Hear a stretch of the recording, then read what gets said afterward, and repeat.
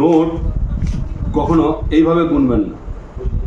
এইভাবে নোট গুনলে কী হচ্ছে, এই যে নোট আপনার থেকে দূরে চলে যাচ্ছে, এই দেখুন দূরে চলে যাচ্ছে, নোট আপনার থেকে দূরে চলে যাচ্ছে। এতে কি হয়, আপনার খরচার পরিমাণটা অনেক বেড়ে যায়। তা নোট কীভাবে গুনবেন আমি আপনাদের দেখিয়ে দিচ্ছি। এরকমভাবে গুনবেন, এই দেখুন টাকা আপনার দিকে আসছে, টাকা আপনার দিকে আসছে। এরকমভাবে গুনলে কি হবে, টাকা আপনার দিকে আসছে। ওই গো শুনছো, হ্যাঁ 500 টাকা দাঁড়াতে একটা জিনিস কিনবো।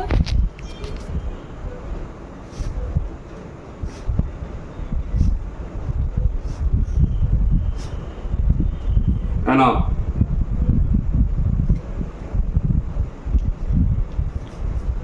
নোট এরকম ভাবে গুনুন আর এরকম ভাবে গুনুন, কিচ্ছু যায় আসে না। একটা কথা বলে রাখি, নোট শুধু আপনার বইয়ের সামনে গুনবেন না।